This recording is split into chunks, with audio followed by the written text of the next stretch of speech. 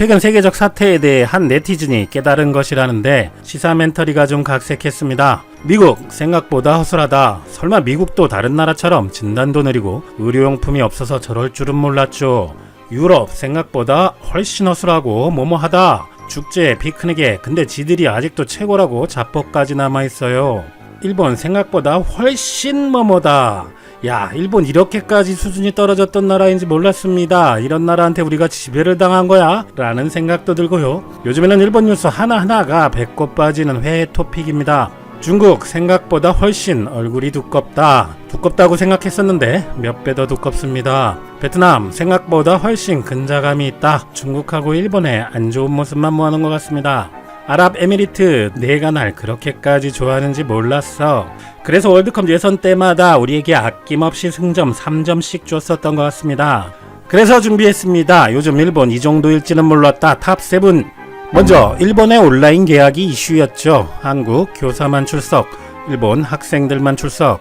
온라인 계약인데 학생들은 모두 교실에 모아두고 선생만 온라인으로 화면에 출연하는 것도 해외 토픽감이었습니다. 뭐 저것도 그냥 USB 꽂은 거 아닌가? 그런데 저렇게 된 과정을 한 네티즌이 유출을 해봤습니다. 계약을 못함, 온라인 수업의 필요성은 인지함. 그러나 아날로그의 나라인 일본은 가정에 가능한 단말기나 인프라가 부족, 신속 대처도 불가능. 윗선에서는 한국도 한다니까 계속 온라인 하라고 무리한 요구.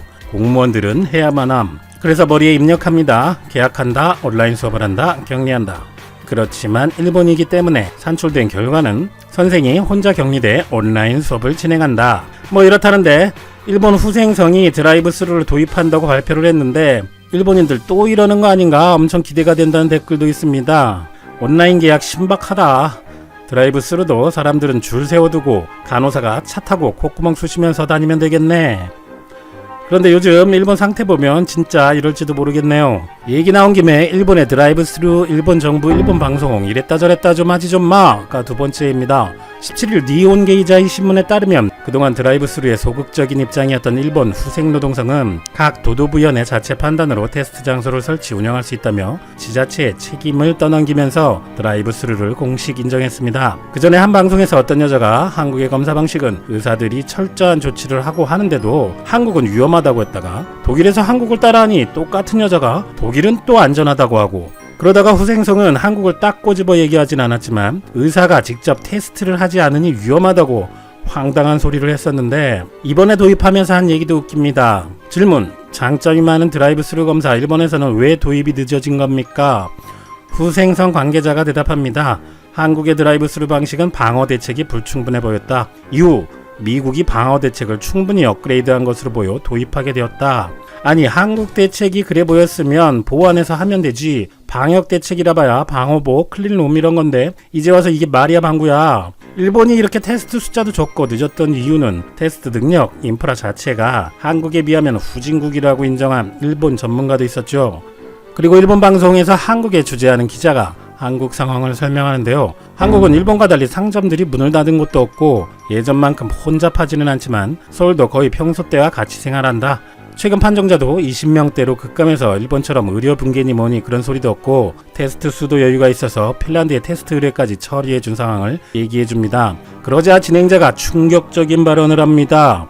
일본의 전문가들도 검사를 따라잡지 못하면 한국에 도움을 받자는 전문가도 꽤 계십니다.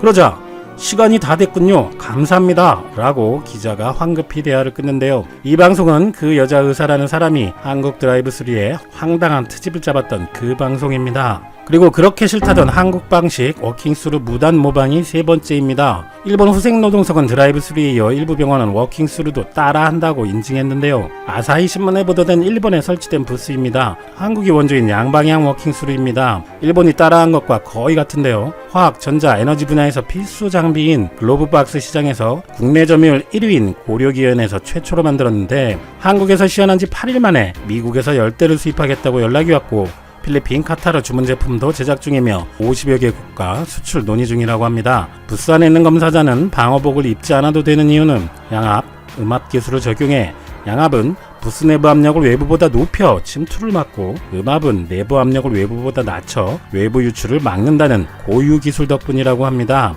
타국에서 제품을 모방할 수 있어 상표 등록을 마쳤고 특허 우선 심사제도 신청, 특허 청량도 이미 실무진을 직접 만나 신속한 특허 심사를 약속하기까지 했다고 하는데 일본은 그냥 모방한 것 아니냐, 사진에 양압장치도 보이지 않는데 부실해 보인다는 의견도 많습니다. 아베가 골판지 사랑하는 이유가 네 번째입니다. 현재 일본 도쿄 나리타 공항은 일정 간격으로 놓여있는 골판지로 가득합니다. 이곳을 통해 귀국한 일본인들은 테스트를 하고 음성을 받아야 골판지 격리시설을 탈출할 수 있는데 하루 이틀은 걸린다고 합니다. 아니 그럼 그 시간 동안 공항 전체가 위험해지는 것 아닌가요? 크루즈선에서도 못 내리게 하더니 또 이러네요. 그것도 골판지에. 참고로 한국은 공항에서 즉시 별도 시설이나 병원으로 바로 이동합니다. 일본은 이미 도쿄올림픽 선수촌에 골판지 침대를 쓴다고 해서 세계에 큰 웃음을 준 바 있고 작년 태풍 피해 때도 골판지로 이재민을 수용해서 안습함을 안겨주고 한국의 쾌적한 이재민 시설과 비교되어 태풍 피해 일본인들을 한 번 더 멘붕 오게 했었죠. 그런데 아베가 저렇게 골판지를 좋아하는 이유가 뭘까요? 그것은 바로 아베 신조 총리의 형으로 알려진 아베 히로노부가 2012년부터 각종 골판지 원지, 골판지 제품 판매, 수출입, 외국 간 거래를 주로 맡아 추진하는 미쓰비시 상사 패키징 주식회사의 사장이라는데요. 그래서 일본에서는 아베가 또 의혹을 받고 있습니다. 다섯 번째, 끝나지 않는 아베 마스크의 전설입니다. 일본이 5,200억을 투입해서 가구당 2매씩 우리나라에서라면 쳐다도 안 볼 1000마스크를 보내준다고 한 지가 2주가 넘은 것 같은데 아직 구경도 못한 사람이 대다수인 상황에서 받아보니 너무 작고 세탁을 하면 줄어들고 찜통에 넣고 소독했더니 녹아 없어져 버리거나 재질이 무슨 거지같이 허술해서 논란이 일고 있는데 이런 항의가 쇄도하자 후생성의 답변들이 걸작입니다. 후생성은 1000마스크를 배포하며 친절하게 마스크 세탁법 동영상까지 올려 일본인들을 기초까지 교육해주었던 친절한 곳인데요. 일본 후생성은 1000마스크가 작다, 어른용인가라는 항의성 질문에 배포하는 1000마스크는 세로 9.5cm, 가로 13.5cm로 C판 어른용으로 입과 코를 덮기에 충분한 크기라고 생각한다고 공지했습니다. 또한 귀를 연결하는 고무줄이 끊어지면 테이프 끈 등으로 묶어서 쓰면 된다고 다시 한번 친절한 답변을 덧붙였습니다. 이야, 이건 음식이 싱겁다면 소금을 넣으면 된다급의 답변이군요. 그런데 아베 총리는 얼굴이 큰 것일까요? 마스크가 작은 것일까요? 너무 궁금하네요. 한편 일본 뉴스포스트 7에서 일본인 1994명을 상대로 설문조사한 결과 아베 마스크를 쓰겠다고 응답한 이들은 24.1%, 쓰지 않겠다는 응답은 75.9%를 차지했다고 합니다. 넘버 6. 의료인 차별하는 일본. 최근 일본 후생성 트윗입니다. 치료에 임하고 있는 의료 종사자의 아이들이 보육원 통원을 거절당했다, 의료 종사자가 택시 승차를 거절당했다 같은 매정한 사례들이 많은데 의사나 간호사 등 의료 종사자들은 위생점검을 충분히 한 후 국민을 위한 의료활동을 하고 있는데 정확하지 않은 정보로 의료 종사자를 대하는 것을 삼가야 하고 경우에 따라서는 인권 침해가 될 수도 있으니 괴롭히지 좀 말라는 내용입니다. 그러니까 많은 일본인들이 의료인들은 감염에 많이 노출된 환경이니까 자기들도 옮을까봐 저러는 거라는데 참 충격입니다. 최근 사태로 유럽에서 아시아인들을, 중국에서 아프리카인 등 외국인에 대해 저러는 것은 봤지만 자국인, 그것도 아무리 직업이라지만 국민들의 건강을 위해서 헌신하는 의료인들에게 저러는 행위는 정말 듣도 보도 못한 것 같은데 오죽하면 일본 방송에서도 다루었습니다. 택시기사들이 기타 하리마라는 병원 직원들의 승차를 거부한다는 말들을 한다고 합니다. 병원 측에 따르면 그 외에도 병원 직원인 것을 알고 이 사업자가 일방적으로 예약을 취소해버렸다던가 했다는데요. 원내에서 판정자가 나온 다른 병원은 병원 직원의 자녀들을 유치원이나 어린이집 같은 곳에서 등원시키지도 말고 졸업식도 보내지 말라고 했다고 합니다. 이러니 병원 부원장은 직원들의 심리 케어에 대해서도 신경 쓸 계획이라고 하네요. 힘드시겠어요? 아무리 일본인이지만 힘들어도 헌신적으로 일하는 의료인들이 많을 텐데 정말 사기가 떨어지겠습니다. 일본의 저런 괴롭힘 문화도 문제이다라고 하는데 수십 년 전 우리나라에 이지메라는 말이 처음 들어왔을 때 문화 충격을 받았던 기억이 있습니다. 하지만 우리 사회도 그런 일에서 자유롭지 않고 그런 일들이 존재하니까 집단 괴롭힘이라는 단어도 정착되었겠죠. 우리도 반성합시다. 그리고 정말 힘드실 텐데 헌신하고 계시는 대한민국 모든 의료인 관계자분들 감사드립니다. 그런데 사실 일본에는 더 충격적인 일이 있었습니다. 저번 달 일본 뉴스인데 무분별하게 한국처럼 테스트를 많이 하면 의료인들이 그 사람들에게 전파될 수 있으니 테스트를 중지해야 한다는 충격적인 발언입니다. 개인 의사도 아니고 일본의 무려 의사협회에서 공식 성명을 낸 것이죠. 와우. 앞의 상황은 무지에서 비롯된 공포로 일반 일본인들이 일본 시스템을 못 믿고 좀 그렇다고 생각 들었습니다만, 일반인들을 전문 지식과 행동 양식으로 지도를 해야 할 의료인 단체까지 이럴 정도이면 무지를 넘어서 뭘 할까? 말이 안 나오네요. 일본도 같은 의사인데 히포크라테스 선서 그런 것도 없나요? 의료붕괴라는 말을 일본은 많이 쓰고 엄청 두려워하던데, 일본과 병상수 등은 비슷한 한국에서 절대 그런 일이 일어나지 않는 이유는 역시 일본과는 비교도 안 되게 헌신적인 의료인들과 한국인들의 시민의식이 있기 때문이라는 것을 알려주고 싶네요. 7번째, 손드는 사람만 110만원 준다. 아소다로 일본 부총리 겸 재무상은 어제 그동안 긴급경제정책으로 저소득층에게 30만원을 준다 했다가 아베 총리가 전날 전 국민에게 10만원을 준다고 바꾼 것을 또 바꿔서 모두에게 주는 게 아니고 희망자, 곧 지원자에게만 준다고 발표했습니다. 최근 아베의 지지율도 떨어지고 자민당 내부도 장악하지 못하고 있다에 이어 퇴진설까지 나도는 가운데 현재 아베 입지가 극명하게 나오는 장면인데, 모두 주는 것을 연립내각인 공명당에서 절대 합의하지 않겠다고 하자 물러선 것이고, 또 자민당 내에서는 전에 총리도 했었던 아소다로가 더 영향력이 있다는 설을 하나 증명한 셈입니다. 그런데 무엇보다도 아소다로가 손을 드는 사람이라고 표현한 것이 자기 돈도 아니면서 국민을 아래로 보는 표현이고, 자기는 금수저 출신이어서 저러는 것이며, 근본 지원금의 취지가 경제 소비 활성화가 아니고 진짜 생계가 어려운 사람을 돕자는 취지라고 정부는 얘기하면서, 정보 접근성이 떨어지는 노인, 극빈층은 신청도 못할 수 있고 남의 시선 등 심리적 장애물 등 사회적 분단을 일으키고 지출만 줄이려는 것이다라는 비판이 일본에서 엄청나게 나오고 있습니다. 그리고 초아날로그 사회인 일본이 2008년에 금융위기 당시 했었던 정액 급부금 사무 절차를 기억해보면, 먼저 자치단체에서 신청해야 해당인 앞으로 신청서가 송부됩니다. 두 번째, 신청서에 필요사항을 기입한 후 제출합니다. 우편이나 관공서 창구로. 세 번째, 신청서 내용에 따라 은행이나 관공서 창구에서 지불을 합니다. 이런 식이면 마스크 2장도 한 달 넘게 배포하는데 어느 세월에 할 것이냐? 이것도 배포 비용이 마스크처럼 배보다 배꼽이 커지는 것 아니냐는 비판도 있습니다. 그런데 경기 활성화가 아니고 극빈자를 구하려는 취지라면 화재 현장에서 살려달라고 하는 사람만 구한다는 건가요? 살려달라고 할 기력도, 의지도, 정보도 없는 사람들, 부끄러워서 말을 못하는 사람, 몰라서 신청서를 못 쓰는 사람들은 버리고 가는 건가요? 그래서 일본의 전직 후생 노동부 장관이자 도쿄 도지사였던 마스조의 요이치는 아베와 아소다로는 세습 금수저라서 부자이고 건강한 사람만 알고 있으니 저러는 것이다 라고 비판하고 있고, 오늘 일본에는 온통 저 얘기로 가득합니다. 미국은 100만 불 기준으로 소득 구간을 세밀하게 나누어서 집행을 하는데 장단점이 있을 수 있지만, 우리나라도 70% 소득으로 잘라서 줄 것이냐, 모두 줄 것이냐로 아직 결정을 못하고 있는데,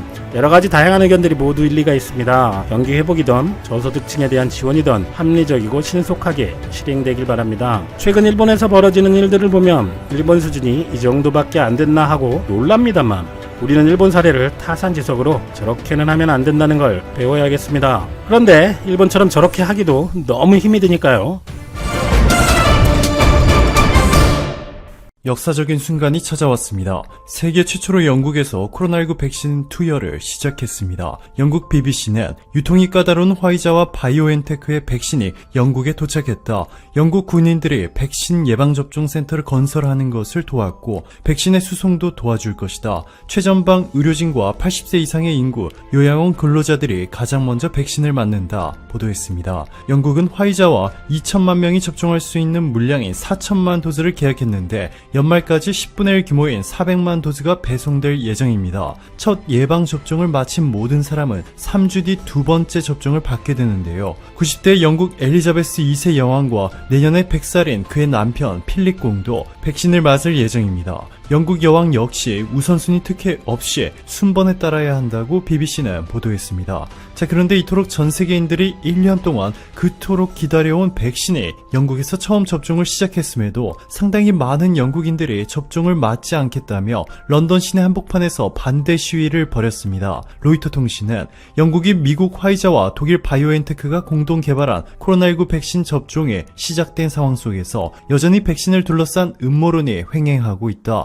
시위자 중 한 명은 코로나19 자체가 하나의 사기극에 불과하다. 정부가 경제를 재정비하기 위해 사실을 은폐하려 하고 있다. 소리쳤다. 보도했습니다. 데니얼 프리먼 옥스퍼드대 임상심리학과 교수는 로이터 통신과의 인터뷰에서 영국 인구의 4분의 1 정도가 백신에 대한 음모론을 믿고 있고 4분의 1 정도가 백신에 대한 음모론을 재밌다고 생각하고 있다 말했는데요. 프리먼 교수가 말하는 음모론은 각국 정부가 국민을 통제하기 위해 코로나19라는 전염병을 조작했다거나 마이크로소프트 창업자 빌 게이츠가 전 세계인들의 추적 가능한 초소형 마이크로칩을 삽입하기 위해 백신을 접종하려 하고 있다 등 영화에서 나올 법한 일들입니다. 이러한 음모론은 놀랍게도 도널드 트럼프 미국 대통령을 지지하는 극우 성향 단체 QAnon에서 확산을 주도하고 있는 것으로 밝혀졌습니다. 이들의 주장은 매우 흥미롭고 자극적입니다. QAnon은 버락 오바마, 힐러리 클린턴, 조지 소로스, 빌 게이츠, 오프라 윈프리 등 세계적인 셀럽들과 헐리우드 유명인사, 미국의 억만장자들이 비밀리에 세계를 지배하고 있다. 정의의 사도인 도널드 트럼프 미국 대통령은 이들에 대항하기 위해 비밀리에 전투를 벌이는 중이다. 존 F 케네디 전 대통령은 아직 죽지 않았고 QAnon의 Q로 활동하고 있다. 라며 황당한 주장들을 펼치고 있습니다. 자, 그런데 백신을 맞지 않겠다는 이들은 영국에만 있는 것이 아닙니다. 세계에서 가장 먼저 90%가 넘는 예방 효능을 지닌 백신을 승인받은 화이자와 모더나, 이들의 본고장 미국에서도 10명 중 4명이 백신을 맞지 않겠다고 답한 설문조사 결과가 나오자 미국 전역은 충격에 휩싸였습니다. 최근 미국 여론조사기관 퓨 리서치 센터가 지난달 18일부터 29일 사이 미국 성인 12,648명을 대상으로 패널 조사를 실시한 결과 응답자의 무려 40%가 지금 코로나19 예방 백신이 있다면 맞겠느냐는 질문에 안 맞겠다 라고 대답한 것으로 밝혀졌습니다. 반면 확실히 맞겠다라고 답한 응답자는 전체의 29%에 불과했는데요. 설문조사 시기가 제약회사들이 코로나19 백신의 임상 3상 결과를 발표한 후였음에도 충격적인 결과가 나오자 미국 전역은 혼돈에 빠져버렸습니다. 화이자는 95% 수준의 예방 효과가 나타났다는 임상 결과를 발표했고, 모더나는 94.5%의 예방 효과를 보였다고 발표했음에도 무려 40%가 백신을 전혀 신뢰하지 않고 있는 것입니다. 영국 경제주간지 이코노미스트는 여론조사기관 입소스가 지난 10월 15개국 1만 8천여 명을 대상으로 코로나 백신 접종 의사를 물어본 설문조사를 해 다음과 같은 결과를 얻었다고 보도했습니다. 인도와 중국을 제외하면 백신을 맞겠다라고 대답한 응답자 비율이 가장 높았던 곳은 놀랍게도 한국이었고, 세계에서 가장 먼저 수억 도즈의 화이자, 모더나 백신을 확보한 것으로 알려진 미국과 일본, 독일 등의 국가 국민들은 한국보다 훨씬 낮은 접종 의사를 밝혔습니다. 왜 그랬을까요? 이는 한국 정부가 코로나19 팬데믹 초창기부터 투명한 공개 정보를 통해 국민들과 완벽한 소통을 해내며 신뢰를 얻은 것도 있지만, 한국이 선택한 백신과 백신 구매 타이밍이 미국이나 일본과 큰 차이를 보이고 있기 때문이기도 합니다. 한국 정부가 선택한 아스트라제네카 백신은 아데노바이러스 주형을 통해 사람 세포 내로 전달된 표면항원 유전자가 체내의 표면항원 단백질을 합성하여 중화항체 생성을 유도합니다. 그렇게 되면 이후 코로나19 바이러스가 침입했을 때 중화항체가 코로나19 바이러스를 제거하게 되는데요. 감기를 유발하는 아데노바이러스를 이용한 백신은 오래전부터 안정성이 입증됐기 때문에 한국 국민들도 안심하고 있는 분위기입니다. 다만 일본과 미국, 영국이 가장 먼저 들여오는 화이자와 모더나의 백신은 지금까지는 단 한 번도 상용화된 전례가 없는 메신저 리보핵, mRNA를 활용하는 등 최신 기술로 만든 백신입니다. 단 한 번도 사용되지 않았기 때문에 신뢰하기가 어려울 뿐만 아니라 최대 8도에서 30일 동안 보관이 가능한 아스트라제네카의 백신과는 달리 화이자 백신의 경우 영하 70도에서 보관되어야 하기 때문에 운반도 상당히 까다롭습니다. 일반 냉장고 온도인 2에서 8도에서는 최대 5일까지만 보관이 가능하기 때문에 유통 과정에서 영하 70도를 유지하지 못하거나 지연된다면 폐기 처분해야 하는 액체로 전락하게 되는 것이죠. 한국 아스트라제네카 관계자는 AZ1222 1000만 명분을 한국에 공급할 수 있게 돼 기쁘게 생각한다. 공중보건의 긴급한 요구에 부응해 한국 국민의 건강을 보호하고 한국 정부의 코로나19 방역 노력에 힘을 보탤 수 있기를 바란다 전했습니다. 아스트라제네카의 백신을 투여받은 시험 참가자 에드워드 오닐은 BBC와의 인터뷰에서 모든 것이 빠르게 진행되는 것도 놀라웠지만 조심스럽고 신중하게 진행됐습니다. 모든 과정을 거쳤어요. 믿어도 되는 거죠. 결과를 보니 정말 기뻤습니다 전했습니다. 또한 BBC, 가디언 등 해외 주력 언론들이 아스트라제네카를 집중적으로 보도하며 다른 백신들보다 더 주목하고 있는 것은 옥스퍼드 대학교의 상업적 파트너 아스트라제네카가 코로나19 백신을 상업적 목적으로 이용하지 않겠다고 선언했고, 실제로 아스트라제네카 백신은 3,000원에서 4,000원으로 화이자 백신보다 5분의 1, 모더나 백신보다 6분의 1 수준으로 매우 저렴합니다. 세스 버클리 가비 협회장은 아스트라제네카 백신은 일반 냉장고로도 6개월까지 보관이 가능하기 때문에 열악한 개발도상국에 어려움 없이 배포가 가능한 이상적인 백신이다 평가했습니다. 아스트라제네카라는 회사 자체도 신뢰도는 세계에서 가장 높은 수준입니다. 스웨덴의 아스트라 AB와 영국의 제네카가 합병에 탄생한 다국적 제약회사로 거듭났는데요. 대부분의 회사는 합병 과정에서 임직원들이 서로 유리한 위치를 선점하기 위해 분열을 겪기 마련인데, 아스트라제네카는 어떠한 소모적인 경쟁이나 분열도 겪지 않은 것으로 유명합니다. 게다가 회사의 이윤도 중요하지만 지속 가능성과 복지, 평등을 중시해 공공의무를 최우선으로 하고 있습니다. 지난해 기준 전 세계 100여 개국에 지사를 두었으며 전체 임원수는 7만 명에 달합니다. 2018년에만 6조 5천억 원을 투입해 업계 선두를 달리고 있지만 R&D 결과를 독점화하고 특허화해 이윤을 극대화하는 선택을 하는 대신 연구 결과를 적극 공개하면서 바이오벤처, 의과대학 또는 다른 제약회사들과 파트너십을 구축하는 방식으로 성장을 거듭했습니다. 그리고 놀랍게도 아스트라제네카는 코로나 이전부터 이미 한국과 깊은 관계를 구축했는데요. 레이프 요한슨 아스트라제네카 회장은 우리는 한국이 바이오헬스를 우선 투자 산업으로 꼽았을 때 굉장히 열정적이라고 받아들였다. 우리가 한국의 바이오헬스 전략과 협력하면 세계를 선도할 수 있다고 생각한다. 한국과 스웨덴은 함께 혁신을 하면서 더 경쟁력을 갖출 것이다. 라고 한국을 극찬하며 향후 5년간 7,500억 원이라는 천문학적인 금액을 한국에 투자하겠다고 선언했습니다. 대한민국 외교부 당국자는 1단계로 국민의 60%, 3천만 명 분량 백신을 우선 확보할 것이다. 나머지 40%는 개별 협상을 통해 확보하기로 했는데 3상에 진입한 물질 10개 중 4개는 중국 업체다. 중국 업체 백신도 3상에 진입했지만 기본적으로 많은 선진국은 구매 대상에서 제외하고 있다. 안정성과 유효성을 확보할 수 있는지에 대한 데이터 확보가 안 된다는 이야기다. 중국을 제외한 나머지 6개 관련 업체들과 우리 보건당국이 협의하고 있다 전했습니다. 즉 한국은 세계에서 가장 안전한 백신인 아스트라제네카의 백신을 확보했을 뿐만 아니라 직접 한국에서 아스트라제네카 백신을 생산하기 때문에 백신 생산 허브로 도약하게 됐고, 많은 국민들이 우려했던 중국산 백신을 수입해올 가능성도 완전히 사라졌습니다. 오늘도 감사합니다. 최고로 멋진 하루 보내시길 바랄게요.